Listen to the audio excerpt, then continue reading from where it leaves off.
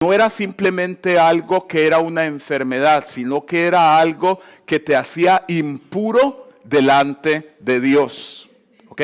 Que te limitaba en tu relación con Dios. Y vemos a Jesús demostrar su autoridad sobre la impureza y después lo vemos demostrar también en el capítulo 2, en los primeros versículos hasta el 12, lo vemos demostrar su autoridad sobre el pecado. ¿Ok? Lo vemos demostrar su autoridad sobre el pecado. Entonces vemos que Marcos nos está hablando de cómo el reino de Dios no solamente es anunciado, no solamente el rey ha venido y ha anunciado su reino, sino que demuestra que su reino ya está presente en medio de los seres humanos a través del ministerio del rey. ¿Ok? ¿Estamos bien hasta aquí? Muy bien, entonces vamos a concentrarnos en estos primeros versículos del 14 al 20 el día de hoy. Y después vemos lo demás con la ayuda de Dios. Dice, después de que Juan fue encarcelado, Jesús se dirigió a Galilea y predicando el evangelio de Dios, decía, el tiempo se ha cumplido y el reino de Dios se ha acercado. Arrepentíos y creed en el evangelio. Al pasar junto al mar de Galilea, vio a Simón y a su hermano Andrés, qué bonito nombre, echando la red en el mar, pues eran pescadores. Jesús les dijo, seguidme y os haré pescadores de hombres. Al instante dejaron sus redes y le siguieron. Un poco más adelante vio a Jacobo, hijo de Zebedeo, y a su hermano Juan. Estaban en la barca reparando las redes y los llamó. Ellos inmediatamente dejaron a su padre en la barca con los jornaleros y también le siguieron. Entonces vemos, importante que nosotros pensemos en estos textos, vemos en primer lugar que Jesús no vino a traer una religión, sino un reino. ¿Okay? Jesús no vino a traer una religión, sino un reino. Dios ya había dado una religión a Israel. ¿Sí? Había dado una forma de relacionarse con Dios a través de ritos, de ceremonias, de sacrificios, de todo este tipo de cosas. Pero Jesús lo que vino a traer, aunque nosotros insistimos en convertirlo en una religión, lo que Él vino a traernos es el reino de Dios. Dios presente, vivo, relacionado con nosotros, rompiendo las barreras religiosas. Gente de todo pueblo, de toda etnia, de toda nación, con unos adorando en viernes, otros sábado, otros domingo, todos reunidos adorando a Jesús por el contexto, en contextos musulmanes, en contextos budistas, en contextos animistas, en contextos ateos, en todo contexto, toda persona puede venir y establecer una relación personal con Jesucristo. Eso fue lo que Jesús le dijo a la mujer samaritana. La mujer samaritana le dice, mira, nosotros adoramos acá en el monte Gerizim y nosotros adoramos de acuerdo a la ley de los samaritanos y ustedes los judíos adoran en Jerusalén. ¿Cuál de los dos tiene razón? ¿Cuál de las dos cosas es lo correcto? Y Jesús le dijo, mira mujer, la hora ha llegado, la hora está viniendo y es ahora. Cuando ya no es dónde, ya no es cómo, sino a quién. Los verdaderos adoradores adorarán al Padre en espíritu y en verdad. No es un rito, no es una cuestión externa, no es algo que nosotros tratamos de hacer para jalar a Dios y traerlo y establecer una relación con Él. Es Dios viniendo a nosotros en la persona de Jesucristo, pagando el precio en la cruz por nuestros pecados y el velo se rompe para que nosotros ahora podamos entrar cara a cara a la presencia de Dios por la sangre de Jesucristo. y para que nosotros podamos tener una relación viva y activa con Él. El gobierno de Dios ha llegado a la tierra. Jesús está presente en medio de nosotros. No ha llegado todavía en su plenitud. Cuando llegue en su plenitud ya no va a haber más muerte, ya no va a haber más llanto, ya no va a haber más dolor, ya no va a haber más enfermedad, ya no va a haber más pecado.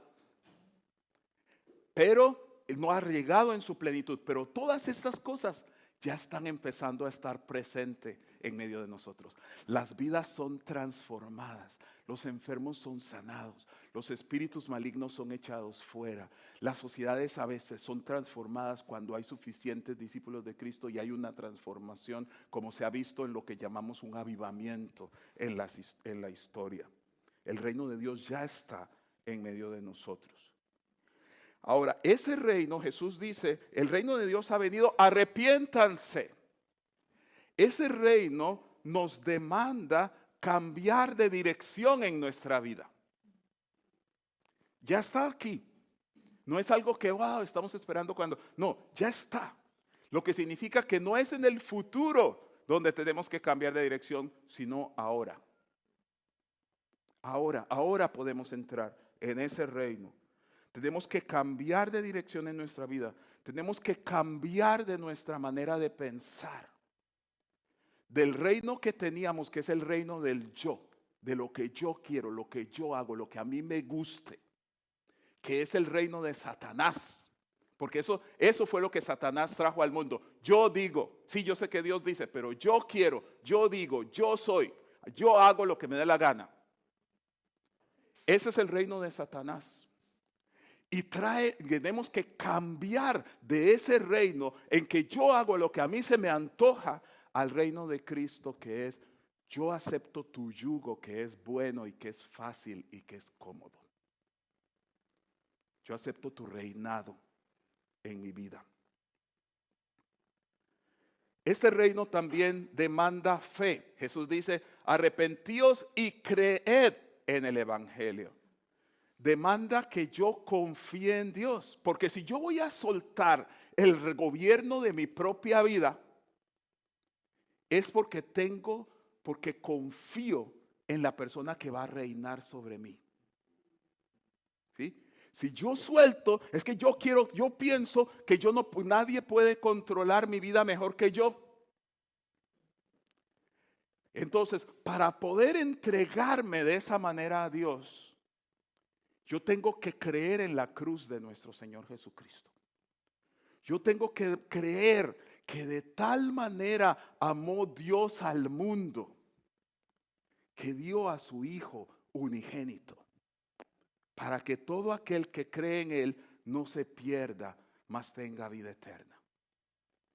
Yo tengo que creer que el ladrón, o sea, Satanás, solo viene para robar, para matar y para destruir. Pero dice Jesús, pero yo he venido para que tengáis vida y vida en abundancia. Yo tengo que creer en la cruz de nuestro Señor Jesucristo.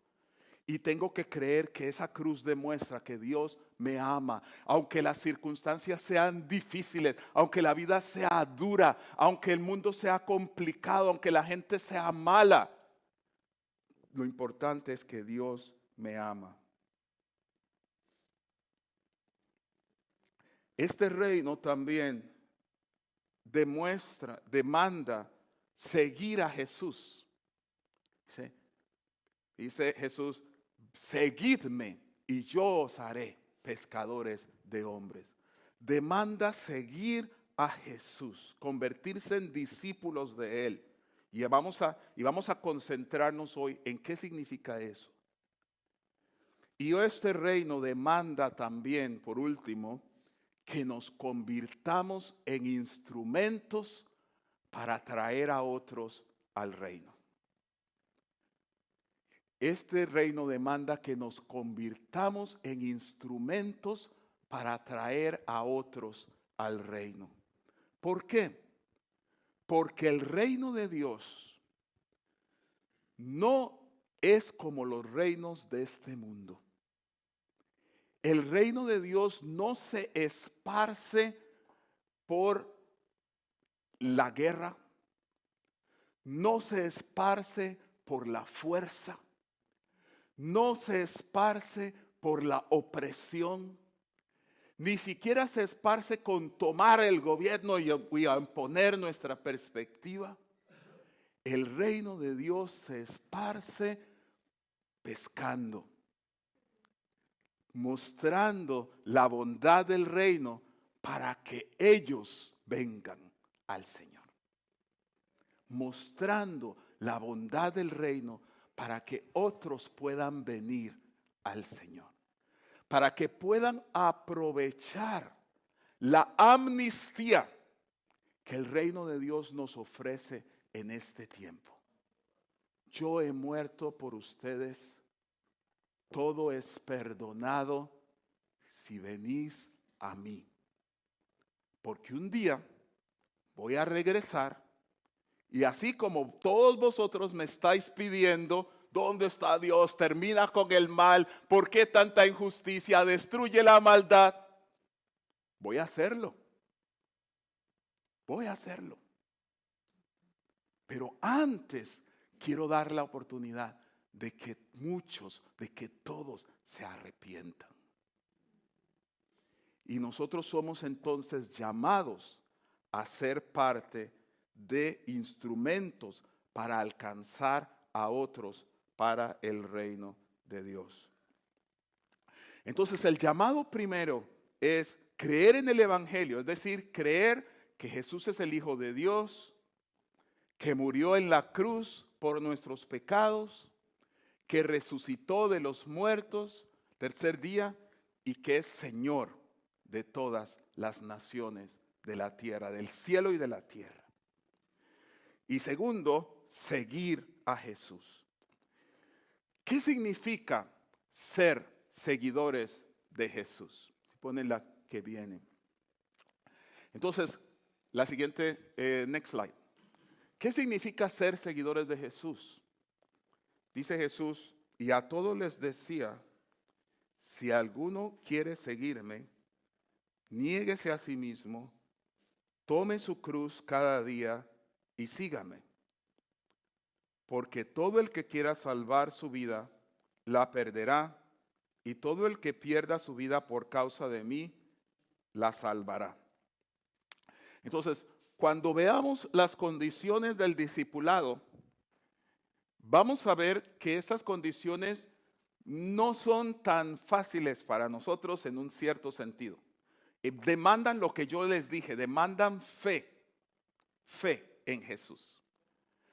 Las condiciones del discipulado son lo contrario a la idea de la naturaleza humana.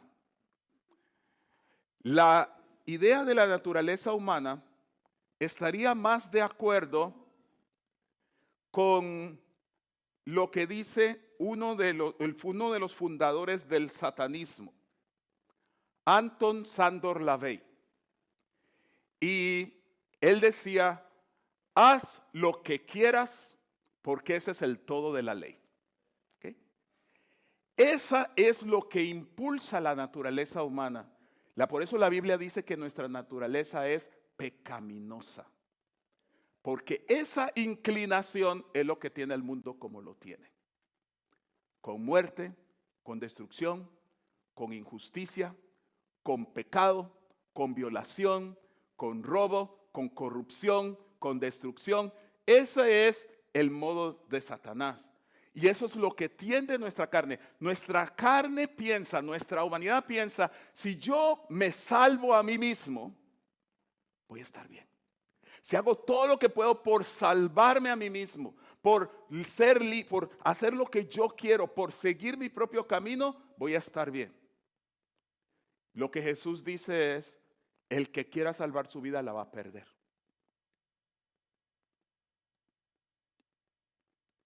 Y lo que dice es, pero si me entregan la vida a mí, si me entregáis la vida a mí, la salvaréis. ¿Sí? Entonces, pide ese tipo de fe. Y dice, ¿y cómo puedo creer? ¿Cómo puedo estar tan seguro que tú me amas? Y dice, te amo así. crucificado desde una cruz. Así te amo. He dado todo por ti. Entonces vamos a ver las condiciones del discipulado. La primera, y vosotros me vais a ayudar. Lucas capítulo 6, versículo 40. Y voy a pedir por favor que me ayudéis con los micrófonos, porque me vais a ayudar vosotros.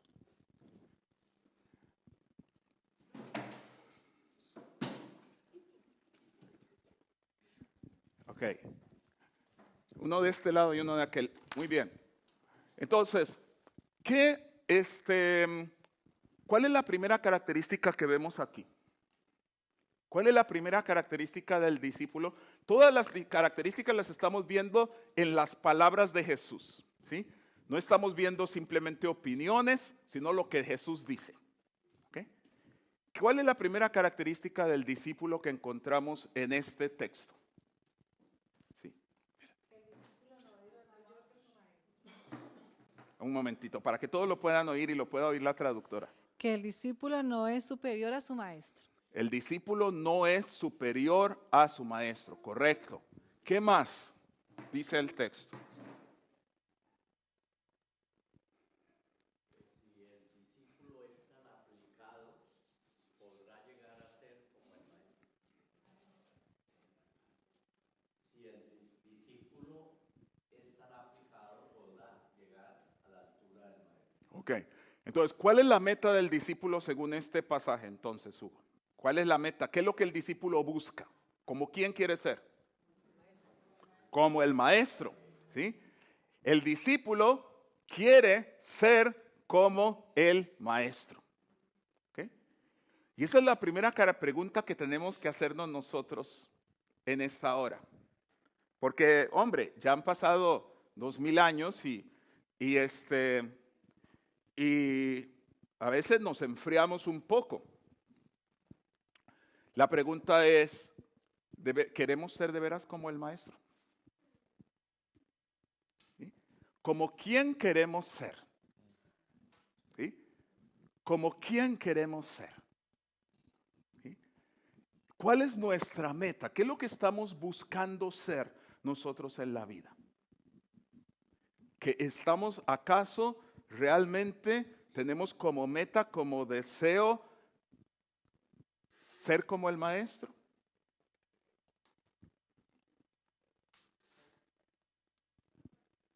Para ser como Jesucristo. Uh-huh. Parecerse a Jesucristo. ¿Sí?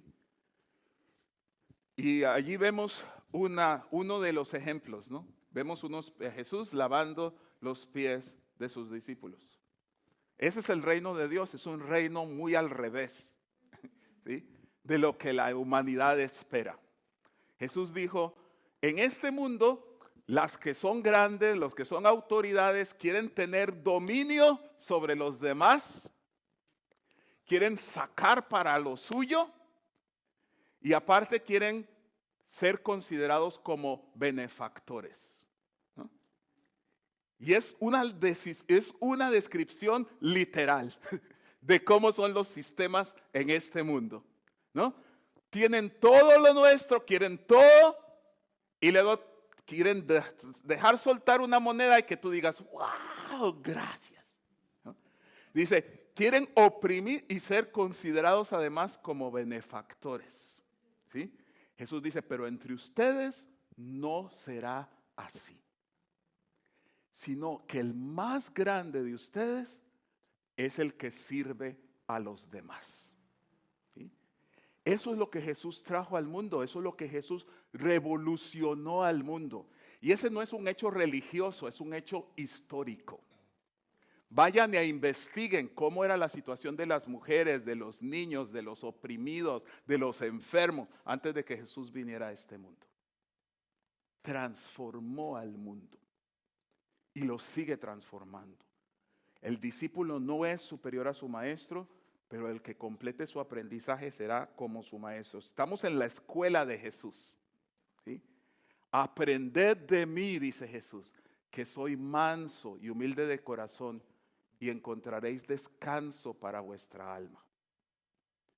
Yo a veces tengo esas peleas con Jesús, ¿no? Con el Señor, como Jacob, ¿no? Y de hecho el término Israel significa el que lucha con Dios, ¿no? Y el pueblo de Dios lucha con Dios a veces. Y hubo un momento en que yo le decía, Señor, tú dices que tu yugo es cómodo, tu carga es ligera, es fácil, yo no lo encuentro así. Fue uno de esos momentos en que casi puedes ver la sonrisa de Jesús así. Dice, a ver, lee el resto del pasaje. Llevad mi yugo sobre vosotros y aprended de mí, que soy manso y humilde de corazón, y encontraréis descanso para vuestra alma. ¿Sí? Aprender de Jesús, seguir a Jesús, querer ser como Jesús. Veamos el siguiente pasaje. Voy a pedir que alguien lo lea. Levante la mano y alguien de este lado. Si alguien lo quiere leer. Qué tímidos estáis esta mañana. A ver, alguien que lea el pasaje. Si no de este lado, entonces. Aquí, bien, perfecto. Gracias. Si alguno viene a mí y no... Uy, qué raro. Ok, en estéreo. Sonó bonito. Ok, dale. Sí, léala. Si alguno viene a mí y no renuncia a su padre y a su madre, ni a su mujer y a sus hijos, ni a sus hermanos y hermanas, y ni siquiera a su propia vida, no puede ser mi discípulo. Y el que no toma su cruz y me sigue, no puede ser mi discípulo. Lucas 14, 26 al 27. Ok. Wow. ¿Qué significa eso?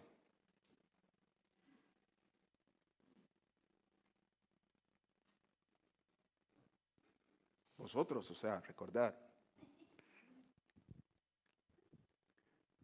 ¿Qué significa este pasaje? Eso significa que debemos renunciar a todo y disponernos completamente para Jesús, para poder realmente estar con Él y que Él entre a nuestras vidas. Porque a veces decimos, los que somos cristianos, sí, yo soy cristiano, pero a veces lo que decimos no concuerda con lo que hacemos o con nuestro comportamiento en el día a día, lo que ven las personas realmente. Hay otras personas que sí son diferentes.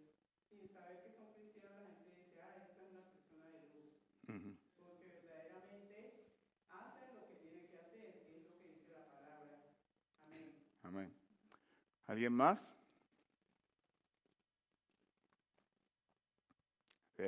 ¿Allí? Que Jesús tiene que ser lo primero en nuestra vida, antes que nuestra familia y que todo lo que tengamos en mente. Exacto. O sea, las personas que más amamos son nuestra familia, ¿sí? Son nuestros padres, nuestros hermanos, nuestros esposos, nuestros hijos, nuestros nietos, ¿sí? Nuestros amigos, las personas que más amamos, ¿sí? Y Jesús dice, yo tengo que estar antes que eso. Porque a veces se interpone, ¿sí? A veces no están contentos de que sigas a Jesús, a veces hay problemas de que sigas a Jesús, a veces te complican las cosas porque sigues a Jesús. Jesús dice, yo tengo que ser primero. Y uno se dice, uy, Dios mío, ¿y esto? ¿Qué se cree? ¿Dios o algo así? Sí, eso es Dios. Amarás al Señor tu Dios con todo tu corazón, con toda tu mente, con toda tu alma, con todas tus fuerzas. Y el segundo, que es semejante a ese, ahí tenemos el permiso, y amarás a tu prójimo como a ti mismo. Y Pablo dice, empezando por tu propia familia, ¿no? Entonces, pero primero es Jesús en nuestras vidas. Muy bien, vamos a ver otro versículo aquí.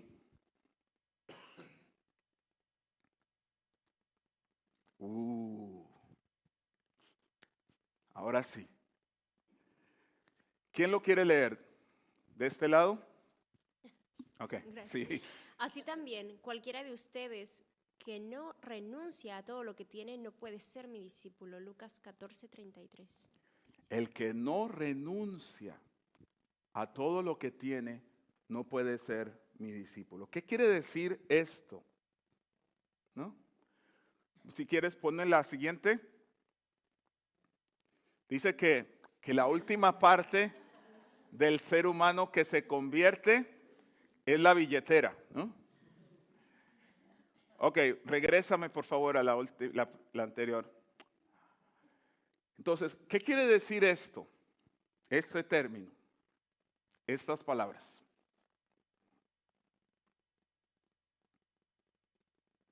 No entendemos, Señor, ninguno de nosotros. Sí, ¿qué quiere decir? Adelante.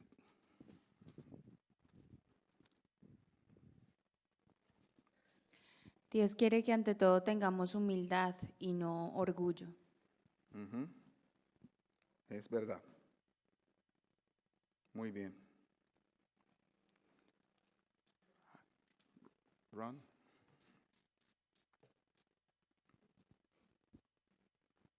Luego en Hechos, Lucas también escribió que todos de los discípulos estaban en el sentido, en el pensamiento que no había nada de su propio. Estaban compartiendo todo como sea todo, de todo. Que no tengo nada por mí mismo, lo que tengo es para todo el rebaño de Dios. Ujú. Ok, ¿alguien más? ¿Alguien más? Sí. Pues que todo lo que tenemos es suyo, Ujú. no es nuestro. Ok, muy bien, Roland. Que los valores que tenemos, las prioridades que tenemos, que sean los de Jesús, Ujú. y que todas decisiones que hagamos sean a base de eso, que eso es la prioridad en las metas, las decisiones, los propósitos de nuestra vida. Así es. Entonces, vemos a la iglesia compartiendo, como decía Ron, generosamente de lo que tienen, dando para el reino de Dios, dando para la causa de Dios. Perdón, adelante, Dick, no te vi. En inglés. Yes, Lo go ahead. siento. Sí, It's a mental attitude es una actitud mental that I am ready to give up everything que if estoy that's what God dispuesto a calls me to rendir do. cualquier cosa. So it begins in my head and it becomes a part of my life. Empieza en mi cabeza y llega a ser parte de mi corazón. Tiene razón Dick, ¿ok? Entonces, en la palabra de Dios vemos, por ejemplo, vimos que Bernabé en Hechos, creo que es por ahí del 4, finales del 4, principios del 5, tenía una propiedad y vio que había necesidad y la puso la vendió para que otros pudieran seguir adelante, estar bien, para proveer para ellos. Pero vemos a Ananías y Zafira que dijeron, wow, mira, Bernabé hizo eso y todo el mundo lo alabó, pues nosotros también tenemos un terrenito, vamos a venderlo, vamos a dar la mitad y vamos a decir que dimos todo. Y no les fue muy bien. Pero el problema es, Pedro les dijo, es vuestro. Si no lo queríais dar, no lo deis. Y si queríais dar la mitad, dad la mitad. ¿Sí? De hecho, Zaqueo dijo, si algo he robado, voy a dar hasta la mitad de mis bienes. Y Jesús dijo, bien. No es algo a la fuerza, no es algo una manipulación, es un acto voluntario. Dice en 2 de Corintios capítulo 9, versículo del 6 al 12, pero esto os digo, el que siembra escasamente, también cosechará escasamente. ¿Ven cómo siempre nos remite a la fe? Y la fe es la confianza en las palabras de Jesús y en la persona de Jesús. Entonces, el que siembra escasamente también cosechará escasamente. Y el que siembra generosamente, generosamente también cosechará. Que cada uno dé como haya propuesto en su corazón, no con tristeza ni por obligación, porque Dios ama a quien da con alegría. Y Dios es poderoso para hacer que abunde en vosotros toda gracia, a fin de que tengáis siempre lo necesario, con abundancia, para practicar toda clase de buenas obras. Así está escrito: repartió de a los pobres, su justicia permanece para siempre. Y el que da semilla al que siembra, ¿sí? Porque a veces no somos conscientes de que Dios siempre es quien nos provee. Yo digo, no, yo genero mis propias riquezas. A mí nadie me tiene que dar nada. ¿Y si estás enfermo? ¿Y si te viene un desastre financiero? ¿Y si quiebra el banco donde tienes todos tus ahorros? ¿Y si te estafaron cuando hiciste la transacción? O sea, no dependemos, no simplemente, si nos morimos, ¿quién lo va a disfrutar? Dios es el que provee para nosotros. Entonces, por eso Pablo dice, el que da semilla al que siembra,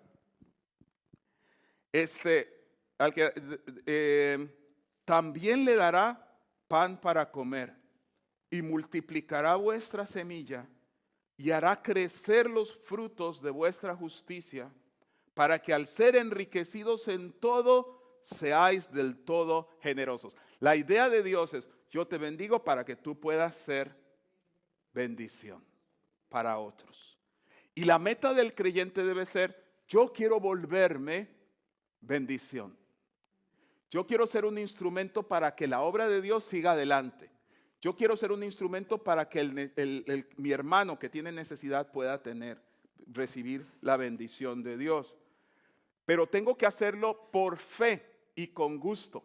O sea, no simplemente como una forma ni de manipular a Dios, ni tampoco de quedar bien simplemente como Ananías y Zafira lo mostraron, ni tampoco de estas cosas. Es por fe, por confianza en el Señor. Así que yo te animaría a la luz del testimonio que Angélica y yo tenemos, mi esposa y yo tenemos, de que hemos comprobado que Dios es fiel. ¿Okay? Y que nunca se le gana a Dios al dar. ¿Okay? Nunca se le gana a Dios al dar. Y lo que decía Dick es totalmente cierto. Es una disposición de nuestra mente y de nuestro corazón. Un entendimiento de que somos mayordomos de los bienes del Señor. Que lo que tengo en mis manos, el mayordomo está en la casa de su amo y usa todo lo que el amo quiere. Se viste bien, come bien, bebe bien, tiene todo lo que el amo tiene, él lo puede usar. Pero en el momento en que el mayordomo dice, agarra ese coche que te he estado prestando y dáselo a mi hijo, no hay discusión. Porque no es el dueño, es un mayordomo. Entonces nosotros tenemos que tener como discípulos esta misma disposición. Vamos a la que sigue. Falta. Creo que es la última. Before that, there was another. Okay. Nos quedan dos más, entonces de alguna manera se eliminaron las slides. Vamos perdón, me quedan tres. Ok, Juan 8, 31 al 32. Si alguien lo lee, por favor.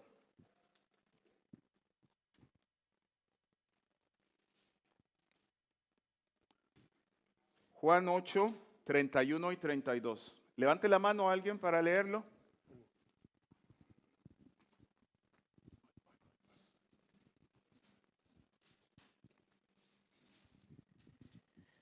Dijo entonces Jesús a los judíos que habían creído en él: Si vosotros permaneciereis en mi palabra, seréis verdaderamente mis discípulos y conoceréis la verdad, y la verdad os hará libres. Ok. Juan 8, 31 y 32. Si vosotros permanecéis en mi palabra, seréis verdaderamente mis discípulos y conoceréis la verdad, y la verdad os hará libres. ¿Qué quiere decir esto?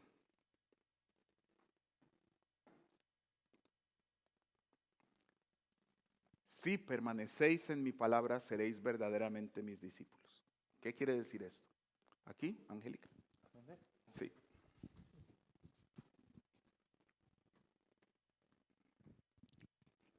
Si quieres conocer la palabra y la pones por hecho, o sea, permanecer diariamente en lo que Él te está enseñando, serás un discípulo, porque la estás aplicando. Exacto. Entonces, los discípulos oyen, los discípulos... Adelante, Roland. Sí, hay un sentido de un largo tiempo, que es algo continuo y no es una decisión, es cada día hay esa decisión para continuar. Exacto, muy bien, excelente.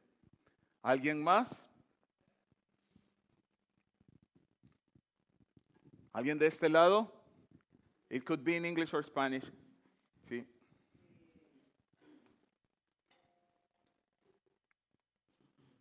Pienso que la verdad nos hace libre en el evento en que nosotros, como hijos de Dios, leamos su palabra, la escudriñemos, si es posible diariamente para poder saber qué es lo que hay allí. Y lo que hay allí ponerlo en práctica. Exacto. Si decimos sí, lo seguimos, pero ni siquiera abrimos la Biblia, ni siquiera oramos, ni siquiera hacemos lo que sabemos que debemos hacer como cristianos, ¿cómo vamos a ver qué es lo que tenemos que hacer? Exacto. Creo que todo es leer, escudriñar y estar muy pendientes de eso y ponerlo en práctica. Amén. O sea, hay gente que dice, no, pues no funciona, la vida cristiana no funciona. Pero ¿cuántas veces he visto que están tratando de vivirla a medias? O al 5%, al 10%. O sea, si de veras quieres saber si funciona o no, ponla en práctica. Ponla en práctica.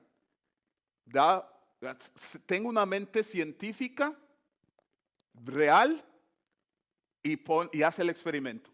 ¿Okay? Ponla en práctica. Vive, ok, ¿qué pasa si esto es así? Y ponlo en práctica. Y Jesús dice, el que me obedece, mi Padre se le mostrará y yo me mostraré a él. ¿Okay? Si ponemos en práctica, si caminamos en su palabra. ¿Sí? O sea, oír la palabra, leer la palabra, memorizar la palabra, meditar en la palabra, aplicar la palabra de Dios. Esas son la práctica del discípulo. ¿Sí? Lo que decía Roland, es una vida, es algo continuo en nuestra vida, porque estamos en una escuela. ¿Sí? ¿Se acuerdan que les dije? Estamos en una escuela, en la escuela de Jesús, para aprender a ser humanos, para aprender a ser seres humanos.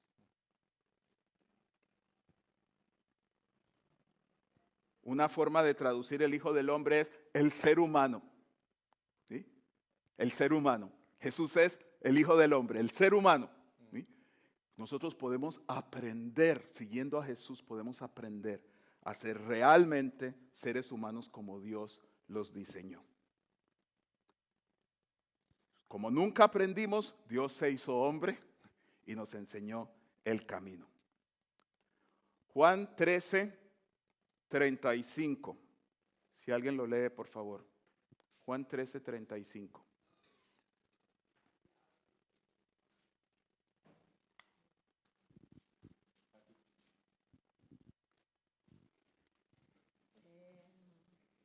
Y el esclavo no queda en la casa para siempre. No. Juan 13. 13:35. Ujú. ¿Sí?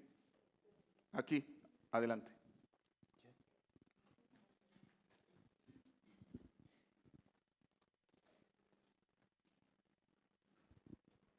En esto conocerán todos que sois mis discípulos, si tuviereis amor los unos con los otros.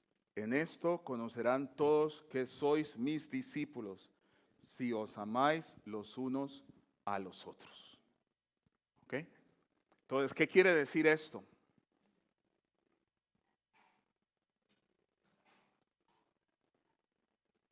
Sí, aquí adelante.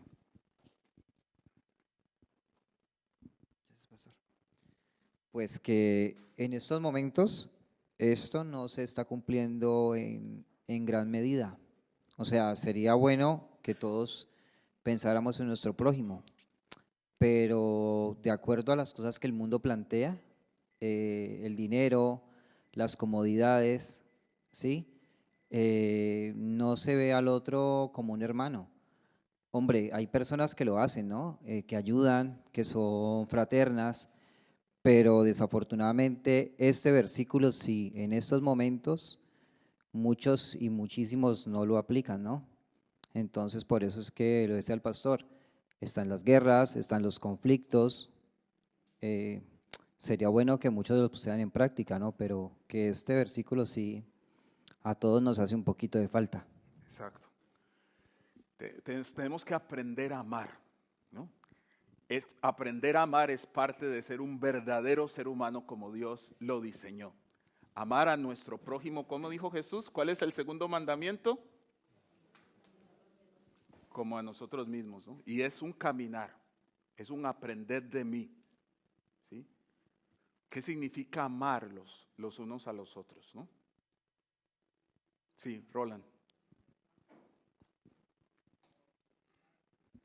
Si me permite discrepar un poco, ¿Sí? Aquí no dice que debemos amar, debemos ser discípulos. Sí. Y ser discípulo resulta Ujú. en el amor. Exacto. Ujú. Ser discípulo, a eso me refería con el tema de, es un aprender, es un caminar. Estamos en la escuela de Jesús para aprender a ser discípulos y al ser discípulos aprendemos a amar. ¿Sí? Exactamente. Es el fruto de nuestras vidas, es uno de los frutos del Espíritu. ¿Alguien más? Sí, ahí. Si luchamos entre nosotros dentro del cuerpo de Dios, ¿cómo tenemos algo atractivo para un mundo perdido? Exacto. Jesús dijo en su oración que sean uno para que el mundo crea. ¿Sí? Aquí, adelante. Allí está atrás también. Okay. Yo pienso que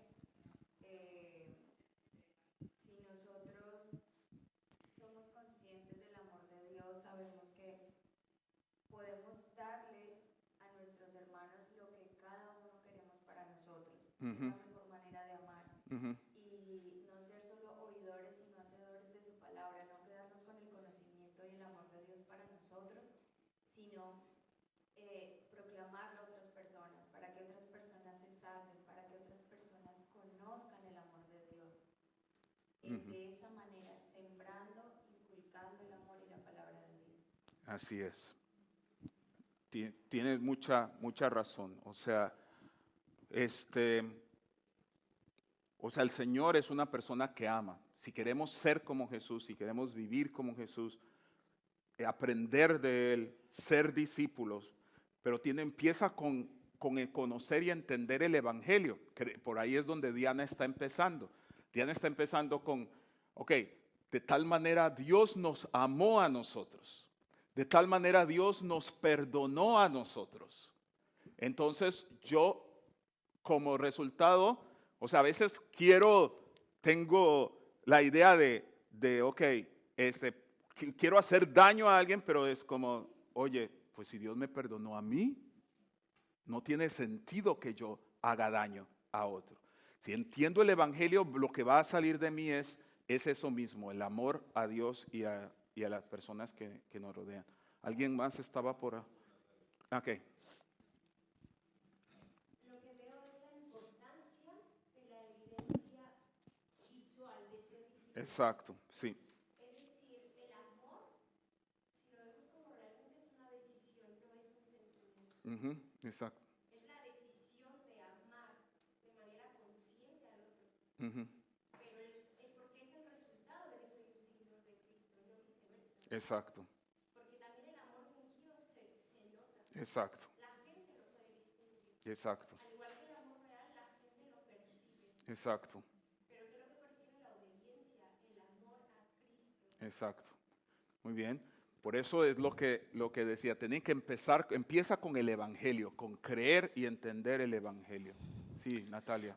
Bueno, por eso Jesús fue un revolucionario, porque en su palabra él dijo, habéis oído decir ojo por ojo, diente por diente. Exacto. Pero yo os digo que debemos amar a nuestros enemigos, porque si amamos a los que nos aman, no tendremos ninguna recompensa.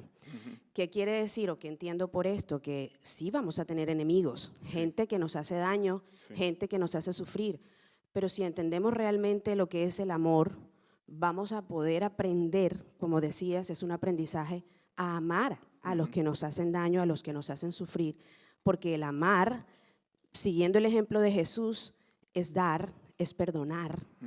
Es servir. Es servir, Sí. es ayudar, Sí. exacto. Sí. Entonces, creo que con la ayuda de Jesús es que podemos hacer esto, ¿no? Porque tenemos su ejemplo perfecto para poder amar a nuestros enemigos.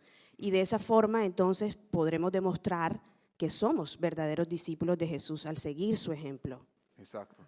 Y esa revolución de Jesús es una de las cosas que ha transformado al mundo y que ha llevado a hospitales, a ONGs, a gente sirviendo en lugares difíciles, a la transformación de comunidades enteras, gente que era asesina, que era narcotraficante, que eran caníbales, que eran cazadores de cabezas, que eran terroristas. Anoche Angélica y yo estábamos viendo a un hombre que era un terrorista y que ahora está siguiendo al Señor, y la característica increíble del amor hacia los que eran sus enemigos naturales, ¿no? Jesús ha traído esa transformación al mundo, y yo les conté de este historiador inglés muy, muy prestigiado, ganador de muchos premios, que se llama como el actor de Spider-Man, Tom Holland. Y él dice que él era ateo, y él era un gran historiador, y sus héroes eran los grandes de la historia: Julio César, Alejandro Magno, Darío el primero, Alejandro, Augusto, los grandes héroes de la historia, ¿no? Y él escribió biografías ganadoras de grandes premios sobre todos ellos. Pero un día, después de escribir varias de estas biografías, se quedó pensando: si yo hubiera vivido en ese tiempo, este hombre no sería mi héroe, me caería muy mal. Porque cuando ganaba en un lugar, destrozaba a todos sus enemigos, mujeres, hijos, niños. O sea, sus esposas no eran nada, sus esclavos no eran nada, violaba, mataba, destruía. O sea, y dijo: ¿de dónde saqué yo ese valor? ¿De dónde me vino la idea de que simplemente no debo ser evolucionista y el más fuerte tiene todo el derecho de destruir al más débil? Si todo es nada más eso, ¿por qué tengo ese problema cuando lo vemos con los animales? No hay ningún problema, el que más fuerte pase con el pequeño. ¿De dónde me salió esa idea? ¿Por qué esos hombres que eran mis héroes los odiaría si hubiera vivido yo en ese tiempo? Y se puso a investigar y llegó a la conclusión: wow, eso vino de Jesucristo, y de las cartas de Pablo. De ahí vino. Y de ahí vino esta idea que ha transformado al mundo. Y por eso no es extraño que todas estas instituciones, hospitales, ONGs, gente en servicio, transformación, órdenes que sirven a los pobres, a los necesitados, a los hambrientos, a las cocinas, en los desastres, fueron iniciadas por seguidores de Jesús. En esto sabrán que son mis discípulos si os amáis los unos a los otros. Pero vea, notad que principalmente es también los unos a los otros. Y ese los unos a los otros hay muchos ejemplos en la Biblia. Si queremos saber qué significa amarnos unos a los otros, sigamos esa pista. Unos a los otros, que está por toda la Biblia. Amados los unos a otros, servidos los unos a los otros, perdonados los unos a los otros, ayudados los unos a los otros y hasta soportados los unos a los otros, que a veces los necesitamos. ¿Ok? Amados los unos a los otros.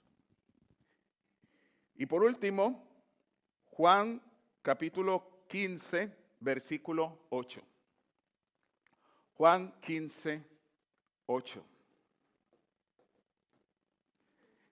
Alguien que lo lea, por favor.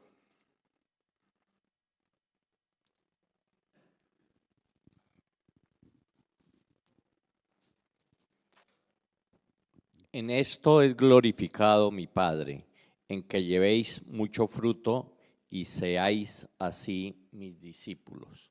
Ok. En esto es glorificado mi Padre, en que llevéis mucho fruto y seáis así mis discípulos. ¿Qué quiere decir esto? ¿Cómo se ve esto en la vida diaria?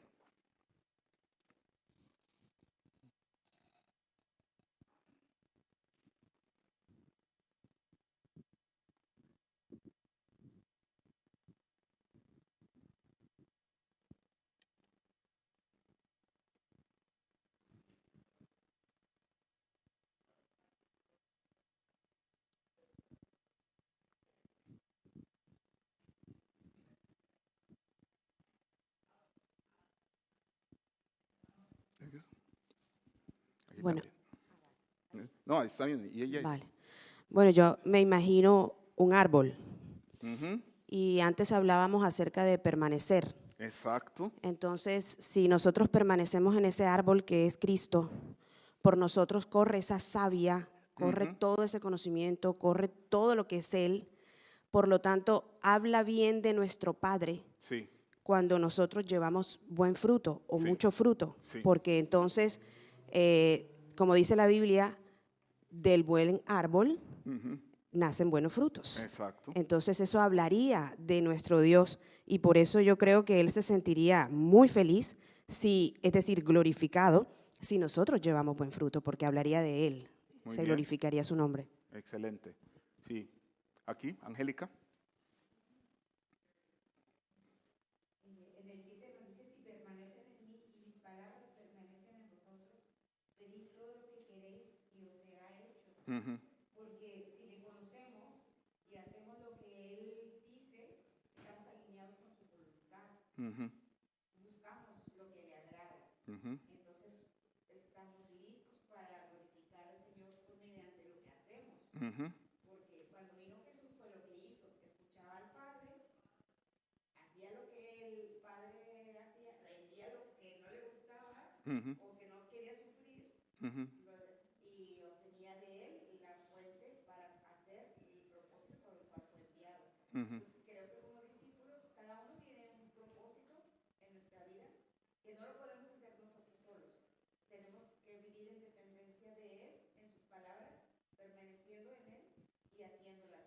Entonces podemos dar el fruto que le agrade al Señor y así va a ser glorificado. Muy bien. Sí. Aquí. Sí. Bueno, algo que yo estoy experimentando personalmente, no digo que sea la experiencia de todos, pero en este tiempo, en los últimos años, llevar fruto para mí significó y está significando, el desafío está en mostrar los frutos del Señor en mi círculo cercano. me ha sido muchísimo más fácil amar al mundo, Exacto. Ujú. amar a las naciones. Ujú. De hecho, dediqué mi vida al servicio al Señor. Ujú. Pero cuando alguien en mi círculo cercano, mi prójimo más próximo, Sí. me lastima Sí. o me decepciona, Sí.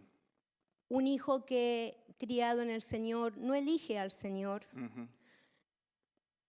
el amor no fluye tan Ujú. fácil Ujú. y el perdón no me fluye tan fácil Ujú. y la compasión no me fluye tan fácil. Y algo que el Señor está trayendo mucho a mi vida en este tiempo es que por muchos años prediqué el Evangelio, Ujú. pero ahora tengo que ser Ujú. el Evangelio Ujú. para esta gente de mi círculo cercano, Ujú. en el perdonarlos, en Sí. el amarlos en el medio de el chiquero en el que estén Ujú. o donde se encuentren. Ujú.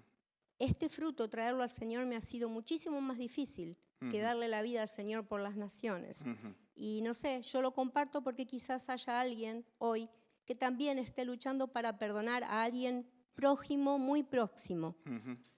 Y creo que el Señor nos quiere ayudar a poder mostrar los frutos. Amén. Amén. Muchas gracias por compartir eso.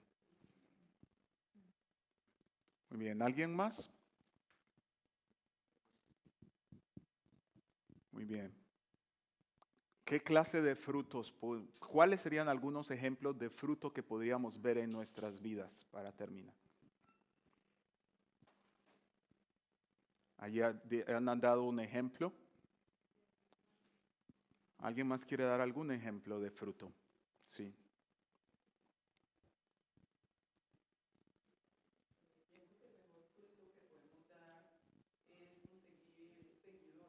Ujú.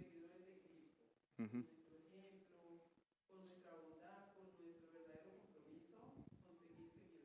Ujú. Ujú. Así. Entonces hay una gran variedad de fruto. Hay fruto en nuestras propias vidas, hay fruto en servicio a otros, hay fruto en presentar las buenas nuevas a otros, en discipular a otros, en ayudar a otros. O sea, cualquier cosa que resulte de nuestra relación con Cristo y traiga gloria al Padre, es la clase de fruto que Cristo está esperando en nuestras vidas. Entonces pongamos por favor la última diapositiva ahora sí.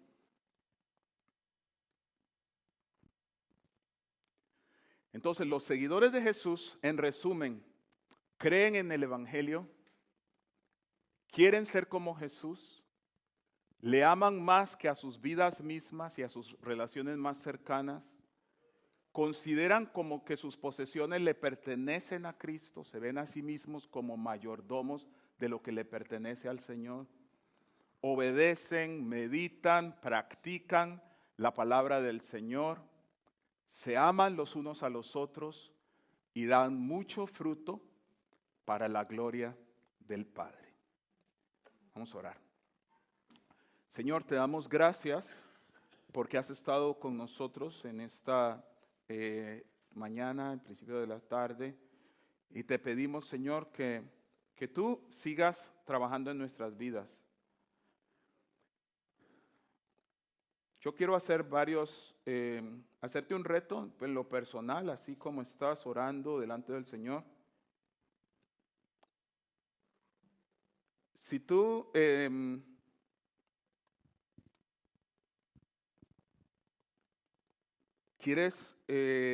si eres un admirador de Jesucristo, yo quiero animarte a dar el siguiente paso, a poner tu confianza en Él. Y si no llega muy lejos tu fe, te llamaría a un experimento, a poner su vida bajo su control, a probarlo, a ponerlo en práctica, a vivir las enseñanzas de Jesús, a escuchar, leer la palabra de Jesús, a poner en práctica sus enseñanzas y a pedirle a Él mismo, porque Él está vivo, que te guíe, que te enseñe la verdad. Jesús dice, conocerán la verdad y la verdad los hará libres. Y también dijo, yo soy el camino, la verdad y la vida. Y si tú has creído en el Señor Jesucristo, si tú crees que Jesús es el Hijo de Dios, que Jesús murió en la cruz por tus pecados, que Jesús resucitó de los muertos y que Jesús es el Señor del universo, hoy es el día perfecto para que tú entregues tu vida a Jesús. Para que tú le digas, Señor, aquí estoy, mi vida es tuya. Quiero ser tu discípulo y quiero vivir para ti. Y para aquellos de nosotros que hace un tiempo ya conocimos el Evangelio, hoy es un día nuevo para volver a recordar que esto no es una religión. Que está muy bien que tengamos prácticas religiosas, no tiene nada de malo, Jesús las practicó también, pero que eso no fue lo que Él vino a traer al mundo. Y decirle al Señor de nuevo, el día de hoy, arrepentirnos, cambiar de dirección, cambiar de pensamiento y decirle nuevamente al Señor Jesús, aquí está mi vida, te la entrego, es tuya, úsala como un instrumento para la gloria del Padre. En el nombre de Jesús, bendigo, Señor, a cada uno de los que está aquí presentes con la bendición que tú nos has dado. En el nombre de Jesús, amén.